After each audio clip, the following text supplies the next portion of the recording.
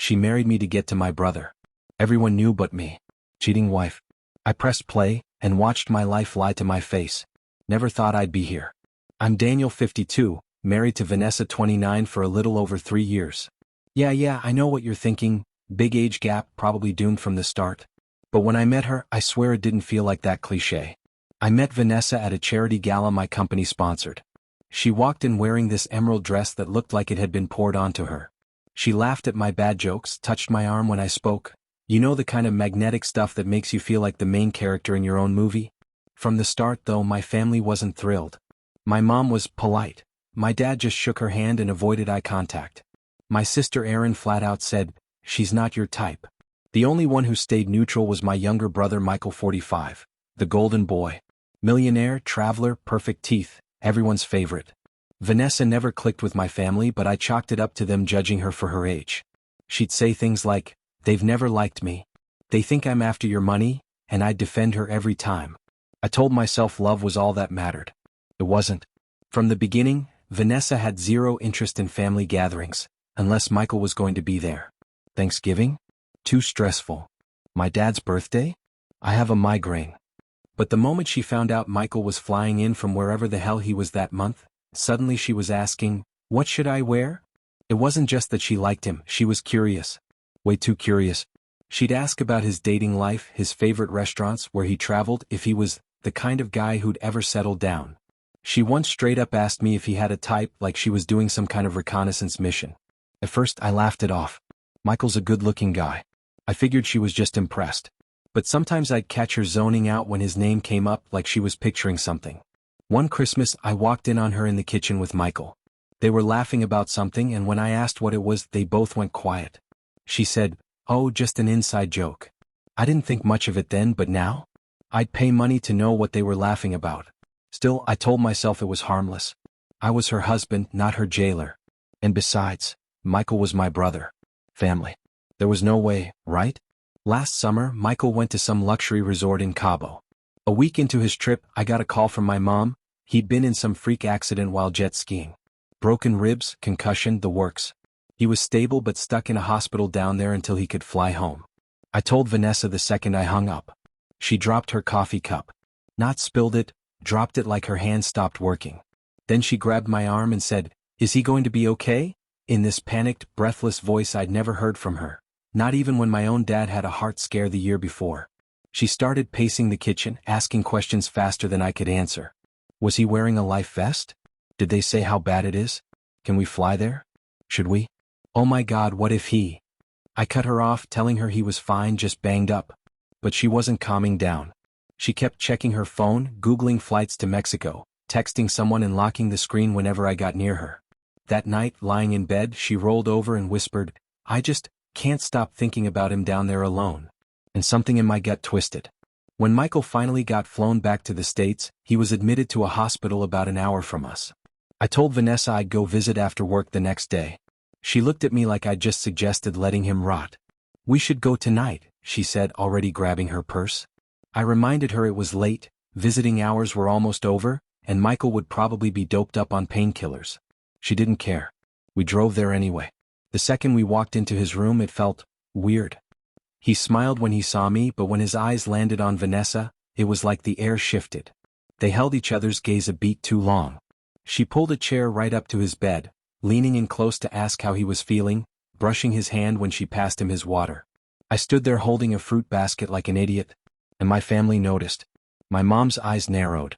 My sister Erin gave me this look, half pity, half, "Wake the hell up." After that, Vanessa started visiting Michael on her own. Always with some excuse, "You're busy, I'll just go check in for us," or "He needs company and you can't get away from work." When I'd ask what they talked about, she'd shrug and say, "Oh, nothing. Just keeping his spirits up." But the way she said it made me feel like the only one not in on the joke. A week after Michael got home from the hospital, we had a small family get-together at my parents' place. The idea was to welcome him back, let him rest, nothing fancy. Vanessa insisted on going early to help my mom with the food, which was hilarious because she never lifted a finger in that kitchen. I got there an hour later and sure enough she was in the living room with Michael, sitting way too close on the couch, laughing at something on his phone. During dinner, Erin, my sister, kept giving me this tight-lipped smile. When Vanessa went to the bathroom, Aaron leaned across the table and said in this low voice, "You really don't know, do you?" I frowned. "Know what?" She hesitated, like she was deciding whether to blow my whole world up right then. Finally, she shook her head. "Forget it. Just open your eyes, Danny." The rest of the night I couldn't shake it. Every time I looked at Vanessa, she was either staring at Michael or finding some excuse to touch him. Fixing his shirt collar, handing him a napkin, brushing crumbs off his knee. When we got home, I asked her straight up why she was so concerned about him. She rolled her eyes and said, "Because he's family and clearly your family's too cold to care. I'm the only one who actually gives a damn." But Aaron's words wouldn't leave my head. It happened on a Tuesday night, one of those evenings where nothing's really going on. We'd had dinner, watched some Netflix, gone to bed. Around midnight, I woke up because Vanessa was shifting around beside me, breathing heavier than usual. I thought she was having a bad dream, until I heard her mumble clear as day. "Michael, yeah." It wasn't the way you say someone's name when you're worried about them. It was low, breathless. The kind of tone that curls your stomach into knots. I froze. Part of me wanted to shake her awake and demand an explanation right there. The other part didn't want to hear whatever excuse she'd have locked and loaded. In the morning, she acted like nothing happened. Made coffee, scrolled through her phone, kissed me on the cheek before heading out to run errands. I didn't bring it up. Not yet. But that moment broke something in me.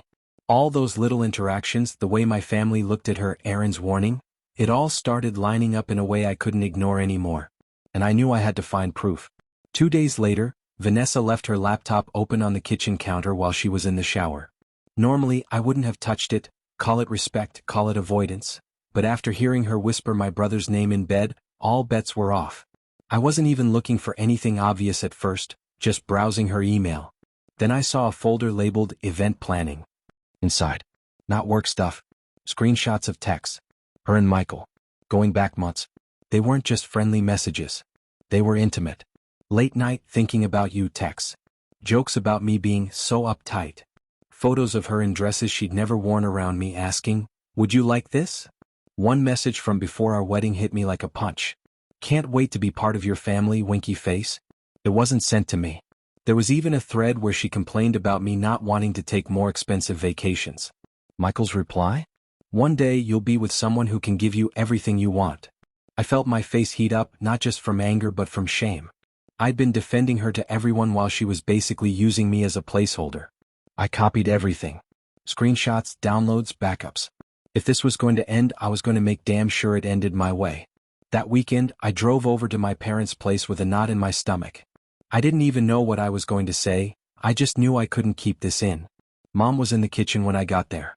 I asked her point blank, "Did you know about Vanessa and Michael?" She froze for a split second. That was enough. She sighed, set down the coffee pot and said, "Daniel, we suspected. From the beginning." My dad walked in mid-conversation and added, "We didn't have proof and we didn't want to hurt you unless we were sure." I stared at them. "So you just let me marry her? Let me stand there in front of everyone while she—" Mom interrupted, "We thought maybe she'd grow to love you. We thought maybe we were wrong." It was like a second betrayal, my own family keeping quiet while I played the fool. And then Dad said something that made my stomach turn. "We all knew she was more interested in Michael. Even Michael knew." That was the moment the humiliation turned into something sharper. This wasn't just a marriage problem. This was war. A few days after that conversation with my parents, I decided I needed to see it with my own eyes. No more messages, no more whispers, proof. Vanessa told me she was going to meet a friend from yoga for drinks. My gut told me to follow her. She drove across town to Michael's penthouse. Parked right in front like she had nothing to hide. I waited across the street, engine off, watching through the windshield. 20 minutes later, I saw them through the big floor-to-ceiling windows, sitting on his couch, wine glasses in hand, leaning toward each other. Then she touched his cheek. He leaned in. And they kissed. Slow. Familiar. Not some heat-of-the-moment fling. This was the kind of kiss people have when they've been doing it for a while. I took out my phone and recorded it. My hands were shaking so bad the footage was crooked, but it didn't matter. When I walked up to the door and knocked, Vanessa answered, all fake surprise. "Daniel? What are you doing here?" Michael was behind her, and I swear he didn't even look guilty, just annoyed. I held up my phone. "Looks like I just caught my wife making out with my brother." That about summed it up. She didn't deny it. Just crossed her arms and said, It wasn't supposed to happen like this. Like there was some right way for her to betray me. I didn't blow up. I didn't scream. I just looked at them both, shook my head and walked away. If there's one thing I learned from being blindsided, it's that raw emotion gives them the upper hand. Calm gives me the power. The next morning, while Vanessa slept in, I called a divorce lawyer. Told him everything. He said the messages, the photos, the video of the kiss, goldmine. Especially in our state, where adultery can affect property division. I quietly moved our joint funds into an account under my name, all legal. My lawyer walked me through it. I had the locks on our vacation cabin changed. And I put a hold on her access to my credit cards. Meanwhile, I played the role of the clueless, slightly defeated husband. I even bought her flowers one day just to keep her guard down. She smiled like she'd already won. Behind the scenes, I was also collecting little bits of dirt, snippets from family members, texts she sent friends, anything that painted the full picture. Because when I finally cut her out, I wanted it to be like pulling a trapdoor out from under her feet. 2 weeks later, my mom hosted a big Sunday dinner, one of those rare times the whole family shows up. Vanessa, of course, dressed to kill. She kissed me on the cheek in front of everyone like she hadn't been sneaking off to my brother's place. We ate, made small talk, and right as dessert was coming out, I stood up.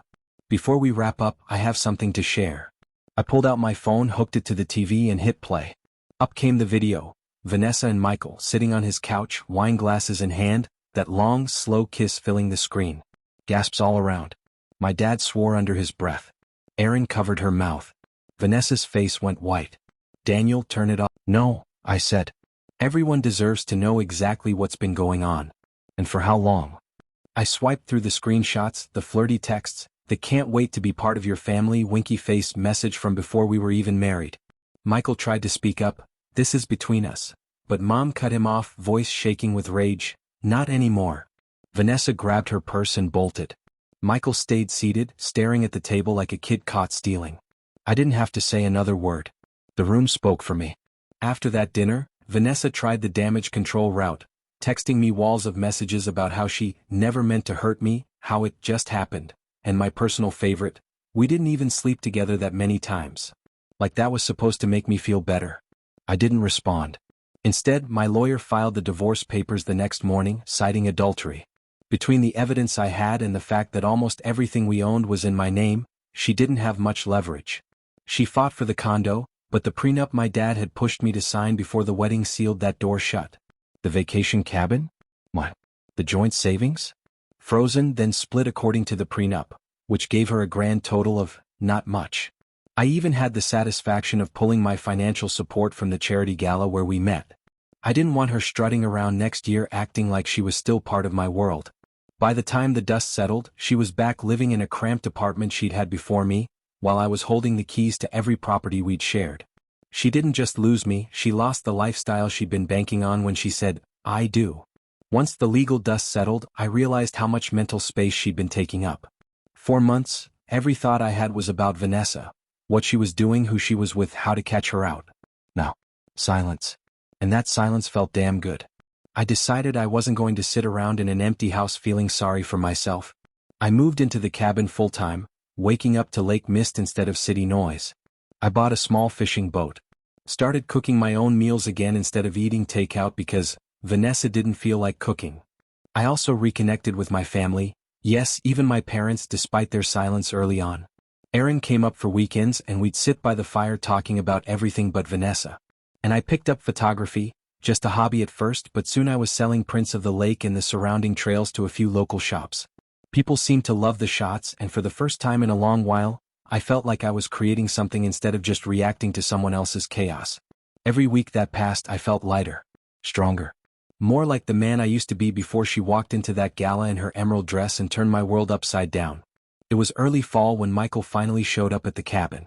I was out on the deck cleaning my camera lenses when I saw his car pull up. He stood there awkwardly, hands in his pockets, looking like he'd aged 10 years. Can we talk? He asked. I didn't invite him in. He started with the predictable lines. He was sorry, he didn't mean for things to go that far, he'd been lonely after the accident, he thought Vanessa really cared about him.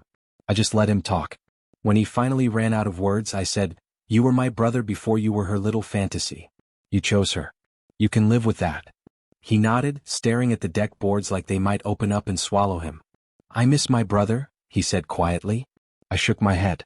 That guy's gone. You made sure of it. He left without another word. I watched his car disappear down the dirt road, and instead of feeling sad, I felt nothing. Which honestly was better than the rage I'd been carrying for months.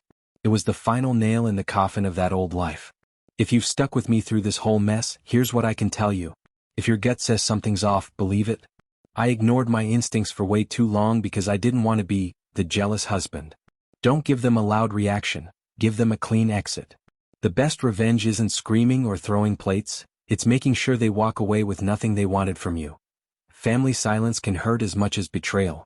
I'm still rebuilding my trust with my parents, but I've learned not to depend on anyone else to protect me from the truth. Your worth isn't defined by their interest in you. She told me in so many ways that I wasn't enough. Turns out I was more than she could handle. Rebuild before you replace. The quiet, the cabin, the boat, the photography, those things put me back together in a way a rebound never could. Vanessa? Last I heard, she's working some mid-level job she hates, dating a guy who can't even afford dinner at the places Michael used to take her. Michael. Still single, and from what my sister says, not exactly the family golden boy anymore. Me. I'm out on the water most mornings, camera in hand, coffee in the other, waiting for the sun to hit just right. I'm not the guy who got cheated on anymore. I'm just me. And that's more than enough. I have many other stories. Go to my channel, subscribe so you don't lose us. Give me a thumbs up.